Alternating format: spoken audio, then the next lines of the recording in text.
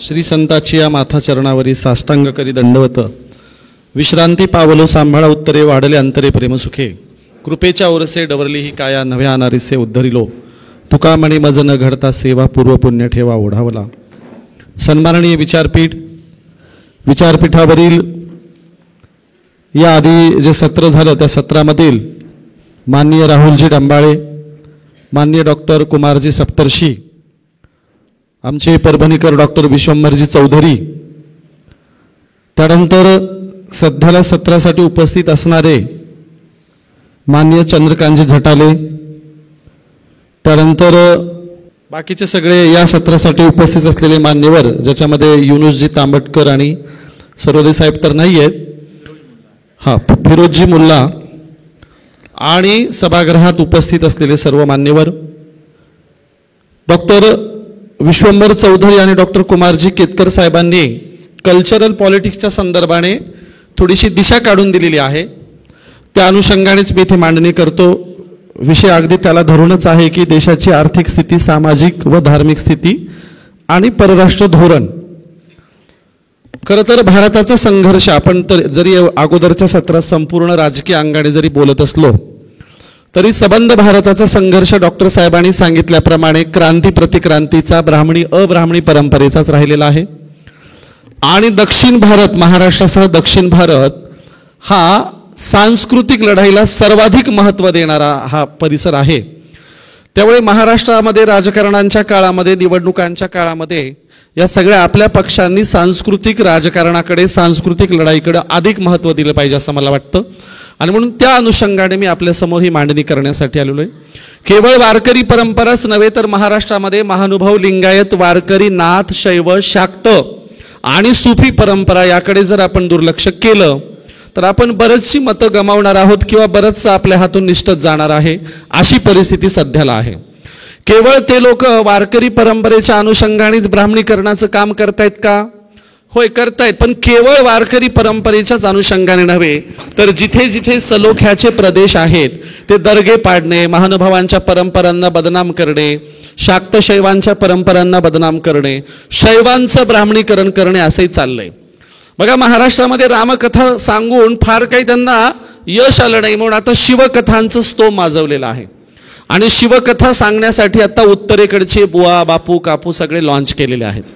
आणि म्हणून शिव एकेकाळी द्रविडांचा, आनार्यांचा पूर्वज असणारा, जो हाडामासाचा आहे, तो काही देव नाही, जन्माला येऊन गेलेला एक राजा आहे. शिव हा या देशाचा सगळ्यांचा पूर्वज असणाऱ्या शिवाचं ब्राह्मणीकरण करण्यासाठी प्रचंड मोठ्या प्रमाणावर शिवकथांचं आयोजन करणं चालू आहे. आणि म्हणून या देशाची राजकारणाच्या अगोदरची लढाई ही ब्राह्मणी अब्राह्मणी परंपरेची आहे. आणि ब्राह्मणी परंपरेच्या पर्यायी सांस्कृतिक राजकारणाला अब्राह्मणी परंपरेचं पर्यायी सांस्कृतिक राजकारण द्यावंच लागतं. त्याच्याशिवाय ब्राह्मणी परंपरेला तुम्हाला हरवता येणार नाही. आता पर्यायी सांस्कृतिक राजकारणाचा भाग काय तर 2012-13च्या काळात भालचंद्र नेमाडे यांनी एक स्टेटमेंट केलं होतं की महाराष्ट्रामध्ये जर तुम्हाला उन्माद होऊ द्यायचा नसेल, सलोखा टिकवायचा असेल आणि तुम्हाला तुमचं चांगल्या प्रकारचं राजकारण पुन्हा कायम ठेवायचं असेल तर त्याच्यासाठी वारकरी परंपरेकडं अगोदर लक्ष द्यावं लागेल. कारण या वारकरी परंपरेचं मोठ्या प्रमाणावर ब्राह्मणीकरण सुरू आहे. आता 2012-13च्या नंतर भालचंद्र नेमाडेंच्या स्टेटमेंट नंतर आपण सगळ्यांनी जागं व्हायला पाहिजे, तर उलटच झालं. प्रतिगामी छावणी जागी झाली. मोहन भागवतांनी 2-2, 3-3 महिने पंढरपुरात जाऊन महाराज लोकांची शिबिरं घेतली. या आळंदीत तर शिबिरं सारखीच चालू असतात. आळंदीमध्ये जोग महाराजांच्या संस्थेला 100 वर्ष पूर्ण झाल्याबद्दल फडणवीस यांनी करोडो रुपये दिले. आणि काय सांगितलं तर तुमच्या संस्थेतून वैदिक धर्मी कीर्तनकार बनवणं जे चालू आहे गेल्या 100 वर्षात, त्याला माझा पाठिंबा आहे. आळंदीचा अभ्यासक्रमाबद्दल आमचं पहिल्यांदा ऑब्जेक्शन असं आहे की आळंदीकरांच्या अभ्यासक्रमामध्ये सकळ संत गाथाच नाहीये. तुकोबाराय, ज्ञानोबाराय असे 2 संत ठेवावेच लागतात महाराष्ट्रात म्हणून ते आहेत. बाकी सगळा अभ्यासक्रम हा उत्तरेकडचा ब्राह्मणी सनातनी परंपरेचा आहे. त्या अभ्यासक्रमात चोखोबाराय नाहीत. आळंदीत जाऊन विचारा, आळंदीच्या अभ्यासक्रमात चोखोबाराय नाहीये, जनाबाई नाहीये, बाकीच्या संतांचा अभ्यासक्रमच नाही, सगळं वैदिक धार्जिनी आहे. आणि म्हणून गेल्या 100 वर्षात अशा वारकरी शिक्षण संस्थांमधून ब्राह्मणी व्यवस्थेला रुजवणारे कीर्तनकार बनवण्याचा कार्यक्रम महाराष्ट्रात चालू आहे. मग ते काय सांगतात तर तुम्हाला थोडक्यात शॉर्टकटमध्ये सांगतो. जी वारकरी परंपरा जे मूल्य सांगत होती नेमकं त्याच्या विरुद्ध रुजवणं, सांगणं आणि लोकांच्या गळी उतरवणं चालू आहे.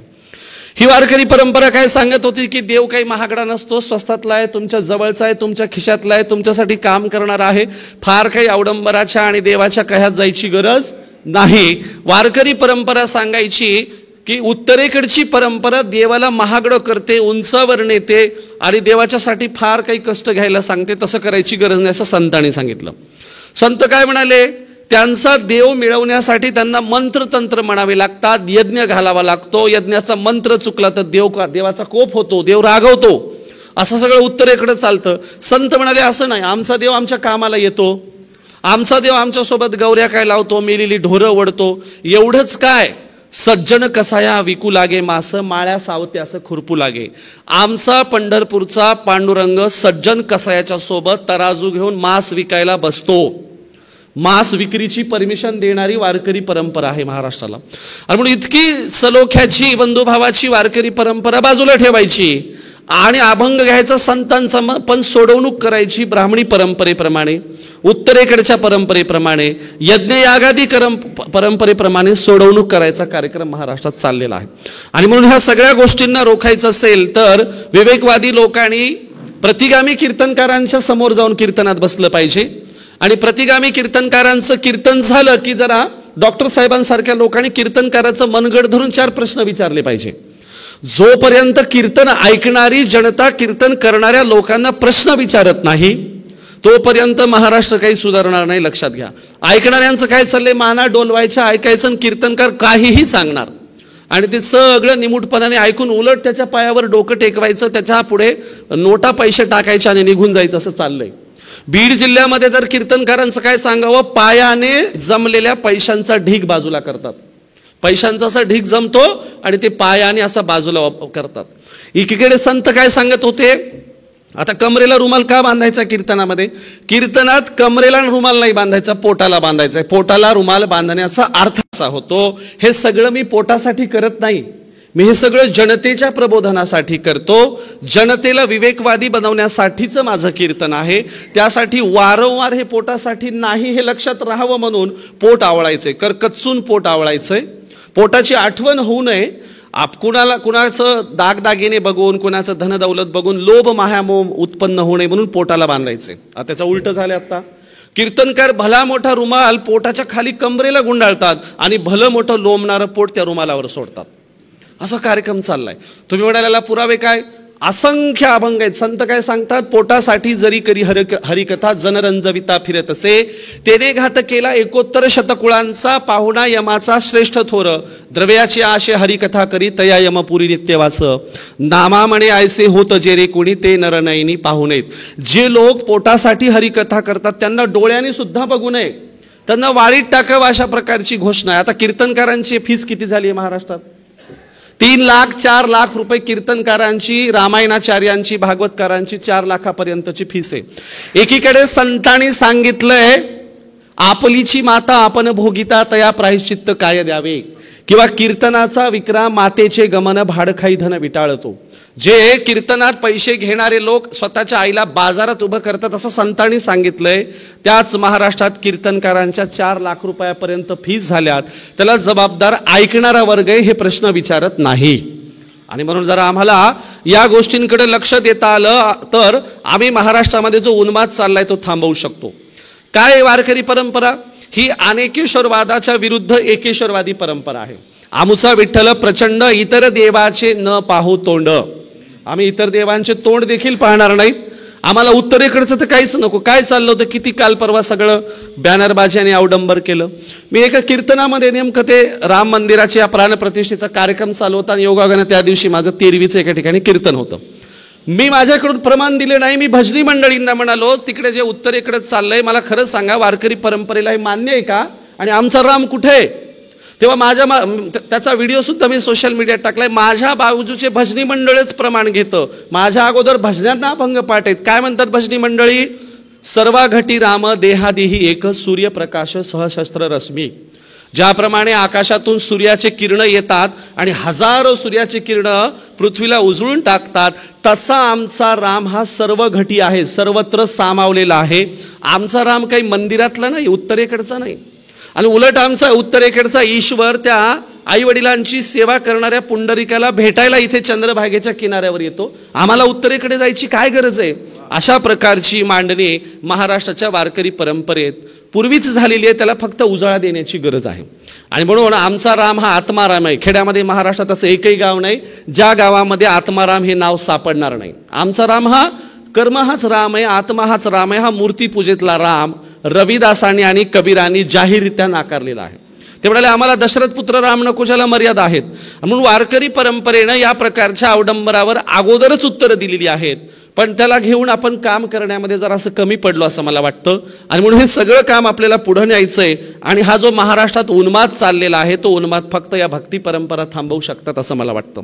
महाराष्ट्राच्या ह्या उन्मादाला जर थांबवायचं असेल तर तुम्हाला सगळ्या संतांनी जे रोल मॉडेल उभं केले ते समोर न्यावं लागेल. काय काय रोल मॉडेल आहे? रविदासांचं बेगमपुरा नावाचं रोल मॉडेल आहे, ज्याच्यावर गेल आंबेट यांनी काम केलं. त्यावर बाहेर पुस्तक मिळेल. कुठलं? बेगमपुरा. आम्हाला एक असं शहर हवंय ज्या शहरात कुठलाही जाती धर्म नसेल, पंथ नसेल, संप्रदाय नसेल, कुणी लहान नाही, कुणी मोठा नाही, कुणी राजा नाही, कुणी रंक नाही, कुणी कुणाचं शोषण करणार नाही. असं शहर पाहिजे ज्या शहरात कोणताच गम नसेल. असं बेगमपुरा नावाचं शहर रविदासांचं स्वप्न आहे. तुकोबरायांचं आणि सगळ्या संतांचं स्वप्न काय आहे? या बरं, आमचा देव काही त्या पंढरपुराच्या विठ्ठल मंदिरातलं पण नाही. सगळ्यांनी कुठं यायचंय? चंद्रभागेच्या वाळवंटात सगळेजण या आणि तिथे देहभान विसरून आपण फुगड्या खेळूया. आणि आपण थोड्या वेळासाठी जा धर्म पंथ संप्रदाय सगळं विसरून जाऊया. अशा समतावादी पंढरपुराच्या शहराची, जातीअंतक शहराची भूमिका संतांनी ठेवली होती. ते पंढरपूर आपल्याला प्रत्येक गावात जर उभं करता आलं असतं किंवा आता इथून पुढे केलं तर आपली एकदा 2024ला नाही, जे कायमस्वरूपी जी सत्ता येईल ना ती कायमस्वरूपीच राहील. कारण आम्हाला प्रत्येक गावात समतेचं पंढरपूर उभं करायचंय. आजही गावागावामध्ये तुम्ही बघा, ह्या सगळ्या राज्यकर्त्यांना मी सांगेल, आजही गावागावामध्ये जाती जातींचे किमान 10-10, 20-20 मसनवाटे आहेत. तुमच्या या भागाने एक गाव एक पानवठा ही योजना राबवली, फार चांगली होती. पण आज महाराष्ट्रामध्ये एक गाव एक मसनवाटा योजना राबवायची गरज निर्माण झाली. ती आम्ही मराठवाड्यामध्ये काम सुरू केलेलं आहे. आम्ही ज्या गावात भव्य दिव्य झाडं झुडपं लावलेली आणि बाकड्यावर बसून एखाद्याचा अंतविधी नीटसा करता येईल, बघता येईल, अशा आम्ही भव्य दिव्य स्मशानभूमी बांधायला घेतल्यात. आणि याचे जनक कांताराव काका देशमुख म्हणून परभणी भागामध्ये काम करतायत. आणि म्हणून या सगळ्या संकल्पना घेऊन, कुणाच्या संकल्पना आपल्या नाही आहेत, ह्या सगळ्या संकल्पना संतांच्या आहेत. ह्या संतांच्या संकल्पना घेऊन एकदा जनतेत नवं मॉडेल आपण घेऊन गेलो की लोक प्रतिगाम्यांच्या तोंडावर थुंकायला लागतील. माझं म्हणणं काय, चांगुलपणा जरा मोठेपणाने उभा केला ना तर लोकांना वाईटपणा आपोआप कळेल. मुळात काय, चांगुलपणाचं रोल मॉडेलच घेऊन जायला आपण तयार नाहीत. लोकांना तोच ते मोदीच चांगला वाटायला लागतो.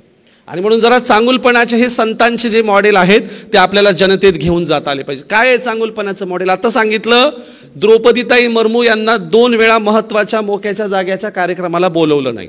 केवळ द्रौपदीताई मुर्मूच नाही, त्यांच्या शाखाध्यक्ष महिलेपासून तर त्यांनी उभ्या केलेल्या राष्ट्रपती महिलेपर्यंत कधीही मुख्य जागी मोक्याच्या खुर्चीवर कधीही त्यांच्या महिला नसतात. त्या महिलांचे तर द्वेष करतातच. त्यातल्या त्यात ही आदिवासी महिला, आदिवाशांच्याही प्रती त्यांच्या मनात कुठला चांगला भाव आहे. आणि म्हणून ही गोष्ट दाखवायची असेल तर वारकरी परंपरेनं स्त्रियांच्या बद्दल काय भूमिका घेतल्या त्या जनतेत सांगता आलं पाहिजे. काय काय भूमिका आहेत?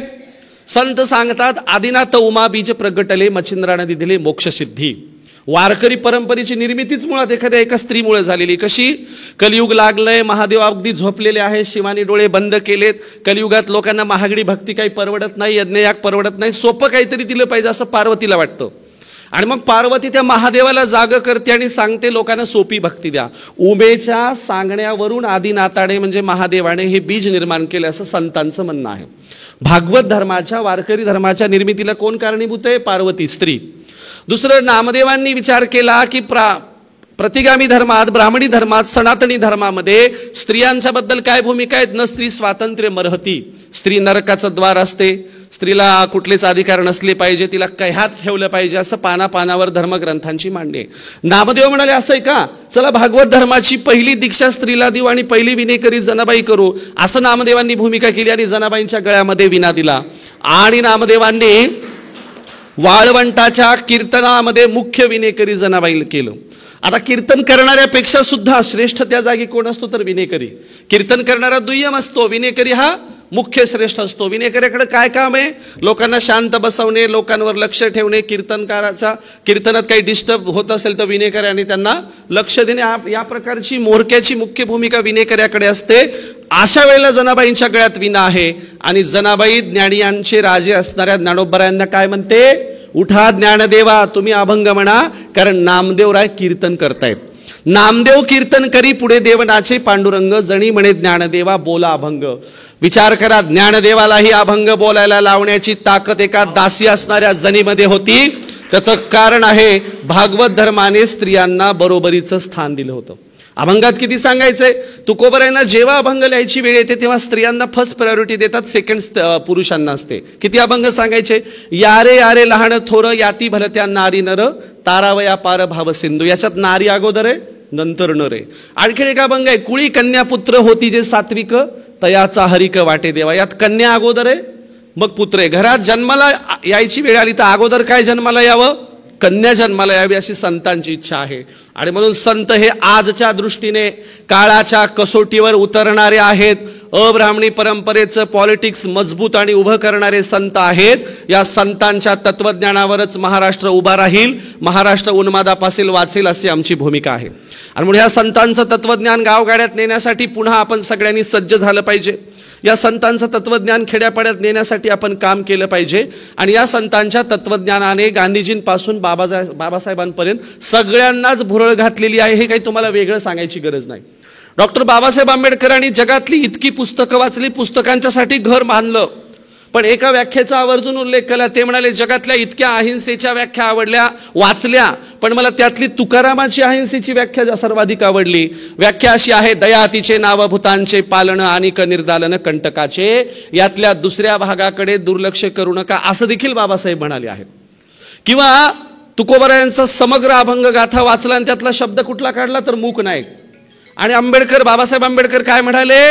अरे, मराठ्याच्या कुणब्याच्या घरात जन्माला आलेल्या तुकारामाला जर अक्षर घोकू दिले जात नसतील तर अतिशूद्रांचे काय हाल असतील या देशामध्ये, अस्पृश्यांचे काय हाल असतील. म्हणून मराठ्याच्या कुणब्याच्या घरात जन्माला आलेल्या तुकोबरायांचा मूकनायक हा शब्द उचलला. मूकनायक नावाने पाक्षिक सुरू केलं आणि खऱ्या अर्थाने मराठ्याच्या घरात जन्मलेल्या तुकोबरायांच्या संकल्पनेतला मुक्यांचा नायक बाबासाहेब आंबेडकर झाले.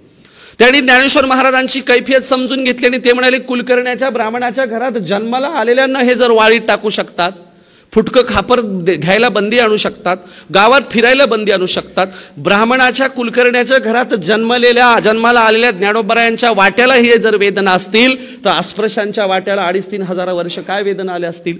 आणि म्हणून ज्ञानेश्वरांच्या नावाने पुन्हा बहिष्कृत भारत नावाचं पाक्षिक सुरू केलं आणि त्या बहिष्कृत भारतला ज्ञानोबरायांची ओळ देणारे बाबासाहेब आंबेडकर होते. म्हणून वारकरी परंपरेच्या संस्कारातून कुणीच सुटू शकलेलं नाहीये. ही वारकरी परंपरा आज कल्चरल पॉलिटिक्स म्हणून पुढे आणायला आपण पुढाकार घेतला पाहिजे. लोकांमध्ये वारकरी परंपरेच्या मूल्यांचं पुनर्जागर केलं पाहिजे आणि लोकांना जातीयवादातून, अस्पृश्यतेतून, भेदभावातून सोडवलं पाहिजे. तरच तुमचं लॉंग टर्मचं राजकारण सक्सेस होईल असं मला वाटतं. आणि म्हणून लॉंग टर्मचं राजकारण करायचं असेल तर त्याच्यासाठी या सगळ्या गोष्टींवर काम करण्याची अत्यंत गरज निर्माण झालेली आहे. रविदासांनी सांगितलं होतं, ऐसा चाहू राजमय जहा सबन को मिले अन्न, छोटो बडो सब संग बैठे रविदास रे प्रसन्न. कबीराने त्यांच्या जोडीला घालून ही सगळी तत्वज्ञान निर्मिती केली. कबीर म्हणाले, दुनिया कैसे बावरी पत्थर की पूजा की जाय, घर की चक्की कोई ना पूजे जी का पिसा खाय. जग किती वेडा आहे, दगडधोंड्यांची पूजा करतं, पण घरच्या जात्यातून पीठ खायला मिळत असून सुद्धा कुणी जात्याची पूजा करत नाही. हा तर्काचा विचार मांडणारे कबीर आणि रविदास होते. कबीर आणि रविदासांनी स्पष्टपणे ब्राह्मणी पॉलिटिक्स उद्ध्वस्त करणारे विधान करून ठेवलेत. आपल्याला नवं काही करायची गरज नाही. आम्ही नव्याने म्हणतोय का की या देशातले ठराविक ब्राह्मण वाईट आहेत किंवा ब्राह्मणवादी वाईट आहेत, आम्ही काही नव्यानं म्हणत नाही. हे सगळं संतांनी पॉलिटिक्स उभं करून ठेवलेले. काय सांगतात कबीर? सांगतात पुरोहित ब्राह्मणाच्या कथेबद्दल कबीर सांगतात. काय म्हणतायत? कबीरा ब्राह्मण की कथा 100 चोरों की नाव. आज आपण जे शहा मोदी बद्दल बोलतोय ते तसंच आहे. कबीरा ब्राह्मण की कथा 100 चोरों की नाव, सब अंधे मिल बैठे भावे तह ले जाओ. ह्या पुरोहित ब्राह्मणांच्या कथेला जाऊन बसणं, पुरोहित ब्राह्मणांच्या वैदिक सनातन यांच्या कथेला जाऊन बसणं म्हणजे 100 चोरांच्या नावेत बसण्यासारखं आहे.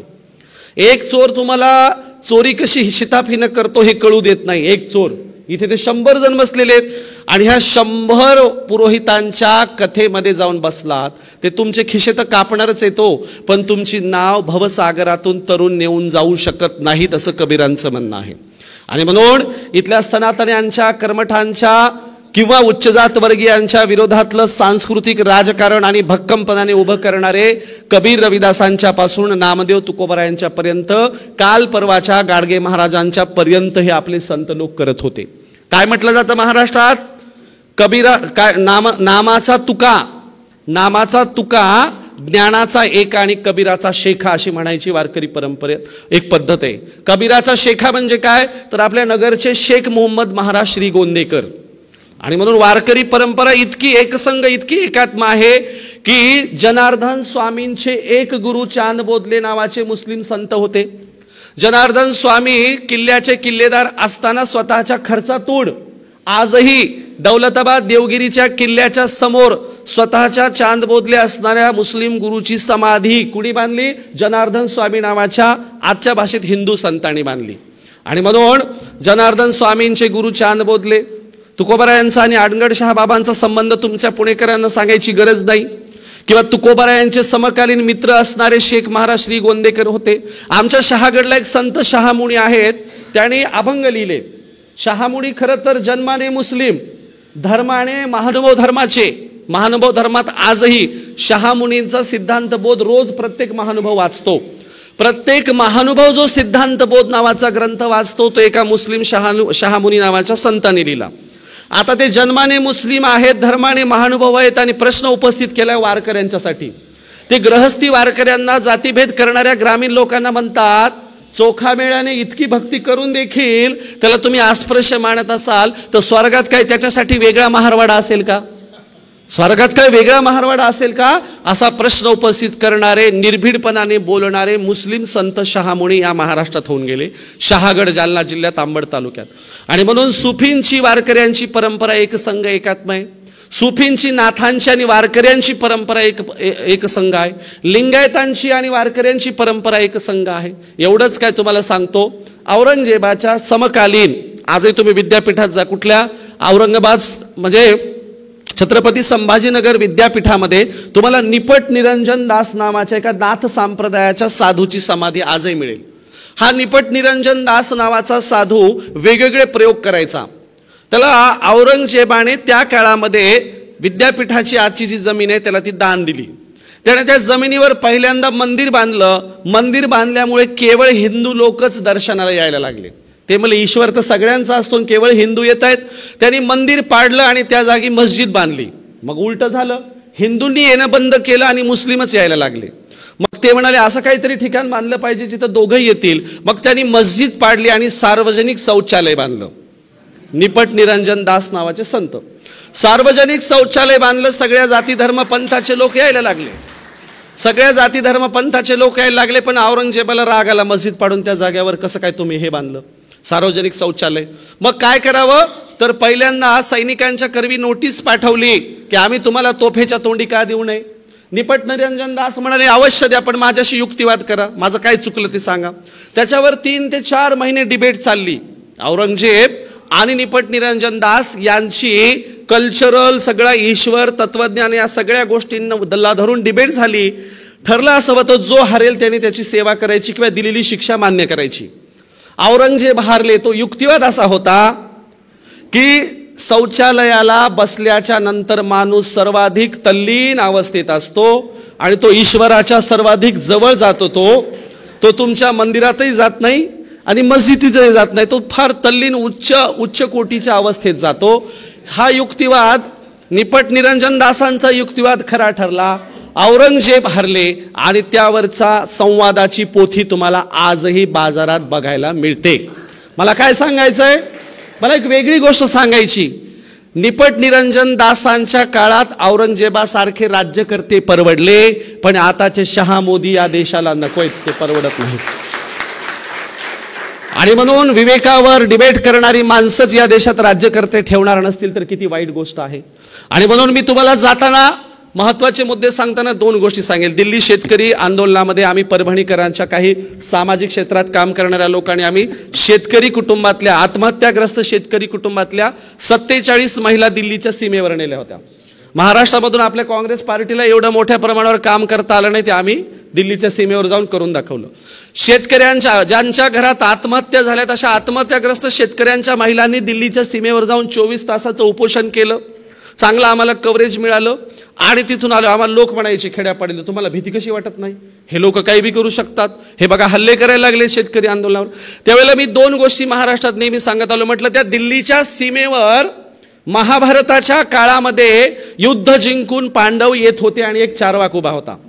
युद्ध जिंकून आलेल्या महाभारताच्या काळात त्या दिल्लीच्या महाद्वारातून अर्जुन आणि त्याचे भावंड रथातून चालले होते आणि महाद्वारात उभ्या असलेल्या चारवाकाने प्रश्न केला, अर्जुना फार वाजत गाजत आला, तुझा विजय झाला, फार कौतुक करायलास, पण तुझ्या विजयाचं कौतुक करायला आणि ताट घेऊन आरती ओवाळायला एक तरी नातेवाईक जिवंत ठेवलास की नाही?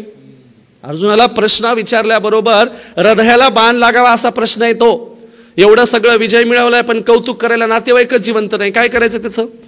त्या प्रश्न विचारणाऱ्या चारवाकाला भर धर्मसभेत जिवंत जाळण्यात आलं. प्रश्न विचारणाऱ्या चारवाकाला दिल्लीच्या महाद्वारात भर जिवंत जाळण्यात आलं. त्याच दिल्लीवर पुढच्या काळामध्ये हजारो वर्षांच्या नंतर औरंगजेबाची सत्ता आली. त्याच दिल्लीच्या महाद्वारातून एकदा औरंगजेब रथातून बाहेर जात असताना उघडा सरमत बसलेला दिसला महाद्वारात, सुफी सरमत. त्या सुफी सरमदाच्या समोर रथ उभा करून रथातून औरंगजेब म्हणाला, हे बघ सुफी सरमत, तू अशील ग्रेट अमुक तमुक, पण माझी सत्ता तिकडे पार मक्का मदिन्यापर्यंत पोहोचली, इकडे दख्खन पर्यंत पोहोचली. एवढा मोठा मी राजा आणि जगभरातून लोक मला भेटायला येतात, पण माझ्या या महाद्वारातून जाताना तुझ्यासारखा उघडा एखादा सरमत बघितला तर ते म्हणतील औरंगजेबाच्या राज्यात किती भिकारी लोक आहेत, हे दरवाजात उघडे नागडे बसलेले असतात, माझ्या राज्याचा आणि एकूण माझा अपमान होतो. एक तर दुसरीकडे जाऊन बसत जा किंवा अंगावर एखादी मखमली शाल घेऊन तरी बस. सरमतनी पहिल्यांदा तत्कालिक उत्तर दिलं, ठीक आहे बाबा, मी लोकलाजेच्या पलीकडे गेलोय, मला काही लोकलाज वाटत नाही, मी माझ्या लोकलाजेच्या पलीकडे गेलोय. आता माझ्या नग्नतेमुळे तुझ्या राज्याची आणि तुझी आबरू जात असेल तर एखादी मखमली शाल तूच टाक, मी काही घेणार नाही, स्वतः घेणार नाही. औरंगजेबाने बाजूच्या रथातल्या सरदाराला सांगितलं, त्या सरमतच्या अंगावर एखादी मखमली शाल टाका. सरदार रथातून उतरला आणि सरमतच्या अंगावर शॉल टाकणार. सरमत म्हणाला, माझी एक अट आहे औरंगजेब, माझी एक अट आहे, अट अशी आहे की स्वतःच्या इमानदारीच्या कमाईचं काही असेल तर माझ्या अंगावर झाक टाक. बापाला जेलमध्ये घालून भावाची हत्या करून कमवलेल्या पापाच्या कमाईतली तुझी शाल सुद्धा माझ्या अंगावर टाकायची नाही. ही सुद्धा गोष्ट त्याच दिल्लीच्या महाद्वारात औरंगजेबाला हृदयाला बाण लागावी अशी लागली आणि जामा मस्जिदीच्या पायऱ्यांवर सुफी सरमतची हत्या करण्यात आली. त्याच दिल्लीच्या सीमेवर मोदी सत्तेत असताना शेतकऱ्यांच्या 3 कृषी कायद्यांना घेऊन हा धर्मकीर्ती प्रश्न विचारायला गेला आणि 3ही कृषी कायदे मागे घेतल्याशिवाय महाराष्ट्रात आम्ही आलो नाही. 3 कृषी कायदे मागे घेतले आणि आम्ही देशाला, आम्ही एकमेव शेतकऱ्यांचे प्रतिनिधी आहोत असे की आम्ही देशाला सांगितलं, संसदेत बनवलेले कायदे सुद्धा रस्त्यावरच्या आंदोलनातून माघार घ्यायला लावता येते. आणि आणखीन सांगतो तुम्हाला, चारवाकांच्या सारखं आणि सुफी सरमत सारखं सबंध महाराष्ट्रात यांचे नग्न प्रश्न घेऊन आम्ही फिरणार आहोत. सगळे नग्न प्रश्न जनतेला विचारणार आहोत. द्रौपदीताई मुर्मूंचा प्रश्न विचारू, स्त्रियांच्या समतेचे प्रश्न विचारू, महाराष्ट्रात केलेल्या पुसेसावळी घटनेचे प्रश्न विचारू, महाराष्ट्रामध्ये कालच्या विद्यापीठात केलेल्या घटनेचे प्रश्न विचारू, शिक्षण क्षेत्रात निरपराध विद्यार्थ्यांना लायब्ररीमध्ये जाऊन मारलं, जामिया इस्लामिया विद्यापीठात लायब्ररीमध्ये जाऊन विद्यार्थ्यांना मांडलेले प्रश्न आम्ही नग्न प्रश्न जनतेत घेऊन जाणार आहोत. आणि चारवाकासारखा शेवटचं जरी आम्ही राहिलो तरीही प्रश्न विचारणं, त्यांच्या तोंडावर थुंकणं आम्ही सोडणार नाहीत. आणि म्हणून लक्षात घ्या, देशाचं आत्ताची सध्याची परिस्थिती केवळ ही सत्ता जाऊन ती सत्ता आणण्याशी उरलेली नसून लोकशाही जिवंत ठेवण्याची उरलेली आहे, मानवी मूल्य जिवंत ठेवण्याची उरलेली आहे, माणुसकीचा सदाचाराचा विचार या देशात जिवंत ठेवण्याची ही लढाई आहे. म्हणून आम्ही ही लढाई कल्चरली मानतो आणि ती लढाई आम्ही कल्चरली केवळ आताच लढणार नाही, आमच्या 1000 पिढ्या लढत आल्या होत्या, पुढच्या 1000 पिढ्या हीच कल्चरल लढाई आमच्या लढतील. आम्ही सातत्याने समतेसाठी, बंधुभावासाठी, एकात्मतेसाठी आमच्या पूर्वजांनी रक्त सांडलंय, पुढच्या काळात आम्ही रक्त सांडणार आहोत. आणि म्हणून या देशाची लढाई मी नेहमी कल्चरली समजत आलो आणि त्या प्रकारेच आम्ही हे सगळं काम करणार आहोत. फक्त तुम्हाला जाताना मला एवढंच सांगायचंय की या देशात माणुसकीचा विचार घेऊन जो उभा राहतो, तो माणुसकीचा विचार घेऊन उभा राहिलेला माणूस निश्चित जिंकतो. जग त्याला आणि भारत त्याला डोक्यावर घेतो. राहुलजी गांधी बद्दलच्या भारत जोडोमध्ये आम्ही होतो. काय झालं, अनेक महाराजांकडे काही लोकांनी सांगितलं बाबा भारत जोडो येतोय, तुम्ही स्वागताला मदतीला गेलं पाहिजे. आमच्या काही आळंदीकरच्या महाराजांनी अपेक्षा काय ठेवल्या, 1-2 मोठ्या 4 व्हीलर मिळाल्या पाहिजे, 5-50 लाख रुपये आमच्या 10-20 कीर्तनकारांना मिळाले पाहिजे, मग आम्ही जाऊ. मग आम्ही मुंबईच्या भारत जोडोच्या बैठकीला गेलो. म्हणलं कशाला कोणी महाराज लोकांकडे जातात, किती महाराजांचा ताफा पाहिजे आम्ही आणतो आणि आम्ही जाऊ. आम्ही 1 रुपया सुद्धा न घेता स्वखुशीने भारत जोडोच्या स्वागताला कीर्तनकार म्हणून जाऊ. आम्ही गेलो. भारत जोडोमध्ये मी स्वतः 8-10 कीर्तनकार, भजनी मंडळ सगळं घेऊन गेलो.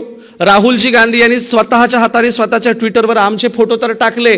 भारतामध्ये, महाराष्ट्रात ते फोटो इतके व्हायरल झाले की अनेक पक्षांच्या गाडीवर पाठीमागे आमचा फोटो असतो. आजही मुंबईकडे आमचा कीर्तनकारांचा फोटो तो पाठीमागे गाडीवर छापला जातो.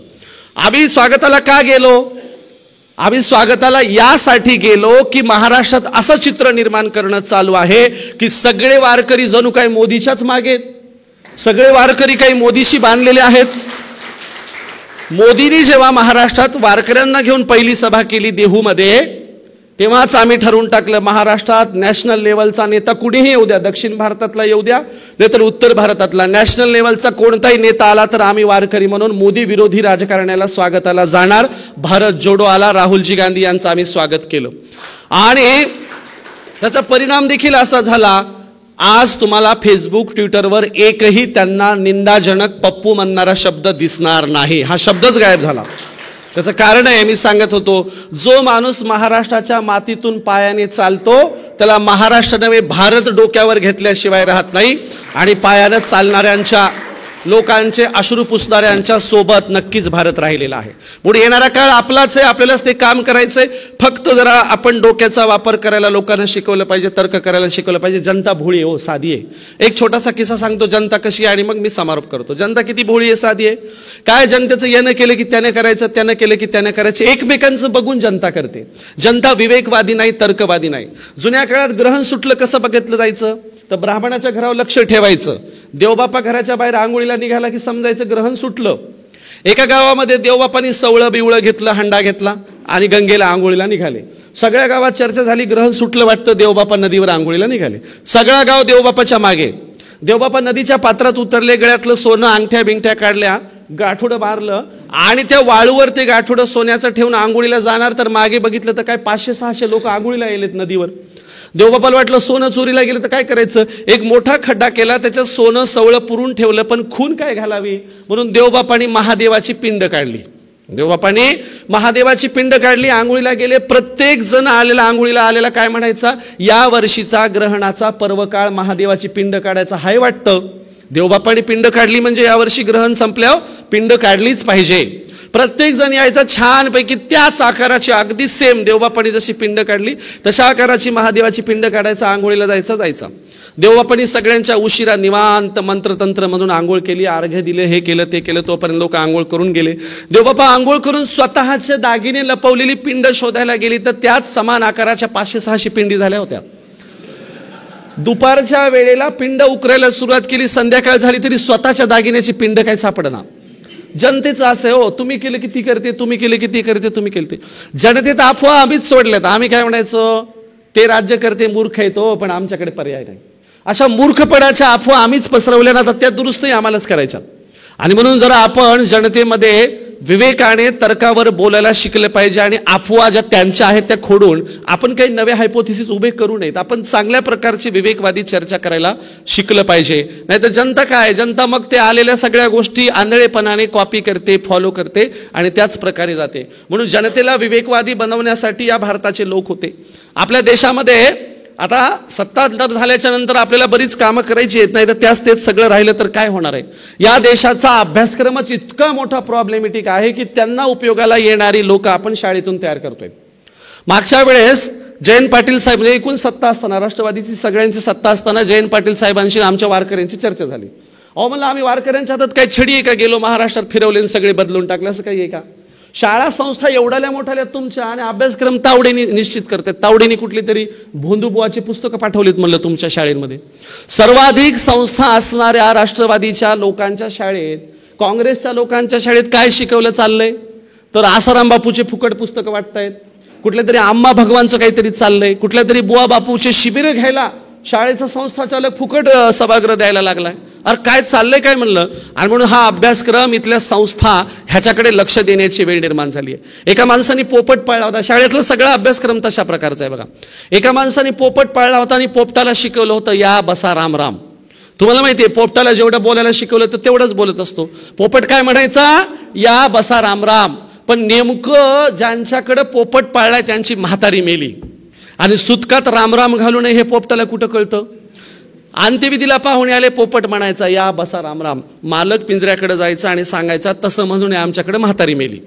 परत दुसऱ्या दिवशी पाहुणे आले, पोपट म्हणायचा राम राम. मालक पिंजऱ्याकडे जाऊन सांगायचा तसं म्हणून आपल्याकडे म्हातारी मेली. असं सलग सुतक फिटेपर्यंत चाललं. पोपट म्हणायचा या बसा रामराम, मालक म्हणायचा तसं म्हणून आपल्याकडे म्हातारी मेली. एका वर्षानंतर ज्यांनी पोपट पाळलाय त्यांच्याकडे माझ्यासारखा पाहुणा गेला. त्यांच्या पाहुण्याला माहिती होतं की यांचा पोपट स्वतः रामराम घालतो. मग मालकच, त्या मालकाच्या समोरच तो पाहुणा स्वतःहून पिंजऱ्याकडे गेला आणि पाहुणा पिंजऱ्यातल्या पोपटाला म्हणाला राम राम. पोपट म्हणाला तसं म्हणू नये आमच्याकडे म्हातारी मेली. एका वर्षाच्या नंतर. आणि म्हणून ही सगळी बोलकी पोपट तर्कच करत नाहीत. ग्रॅज्युएशन झालेल्या, PhD झालेल्या, 5 मिनिटं बोल बरं म्हणावं इथे येऊ. भारतामध्ये भारताची शिक्षण व्यवस्थेची दयनीय अवस्था इतकी आहे, PhD करणारा माणूस सुद्धा स्वतःच्या डोक्याने माईकवर येऊन 5 मिनिटं बोलू शकत नाही. ही महाराष्ट्राची आणि भारताची शिक्षण व्यवस्था आहे. किती दुर्दैव आहे. ज्या प्राध्यापक वर्गाला 2-2 लाख रुपये पगारी आहेत, तो प्राध्यापक वर्ग महाराष्ट्र विवेकवादी बनवण्यासाठी काम करताना कुणी बघितलंय का? बघितलंय प्राध्यापक? मला दाखवा. मी एक पोस्ट लिहिली, असं कधी ऐकलंय का? हे तर खरं आश्चर्य आहे. असं कधी ऐकलंय का एका प्राध्यापकाने घेतली 2 अंध मुलं दत्तक? असं कधी ऐकलंय का एका प्राध्यापकाने गावाला तुडुंब जेवायला घातलं? असं कधी ऐकलंय का एका प्राध्यापकाने पारावर जाऊन 4 पोरांना फुकट मार्गदर्शन केलं? असं कधी ऐकलंय का एका प्राध्यापकाने रस्ता रोको मध्ये जाऊन एकदम भन्नाट भाषण केलं? असं कधी ऐकलंय का? आणि या गोष्टीचं आम्हाला आश्चर्य वाटावं हेच मोठं आश्चर्य आहे. आणि म्हणून महाराष्ट्रातला शिकलेला वर्ग हे काम करत नाही म्हणून तुमच्या आमच्यावर सगळ्यांवर वेळ आली. वयस्क, खरं तर यांच्यासारख्या वयस्क लोकांनी यावेळेला काय करायला पाहिजे, मस्त विमानाने फिरायचं, बाहेरच्या देशात जायचं, थंड हवेची ठिकाणी बघायची, किती चांगलं आयुष्य, उतरवायचं आयुष्य यांनी घालवावं. पण यांना कशाची विवंचना आहे, पुढे देशाचं काय होईल. ज्यांना खरं तर काही गरज नाही, आयुष्यारामात जगायचंय, पुढचे 20, 30, 40 वर्ष हे चांगले आयुष्यारामात जगलं, देश तुमचा तुम्ही बघून घ्या. पण वयस्क लोकांना देशाची चिंता लागली आणि या देशाचे शिकलेले प्राध्यापक, प्राचार्य, डॉक्टर, वकील, इंजिनियर इथं दिसतच नाहीयेत. आणि म्हणून एकदा या शिकलेल्या लोकांना बूट झाडवायला शिकवा, शिकलेल्या लोकांना हातपाय हलवायला शिकवा, तरच आपल्याला चांगल्या प्रकारे काहीतरी करता येईल.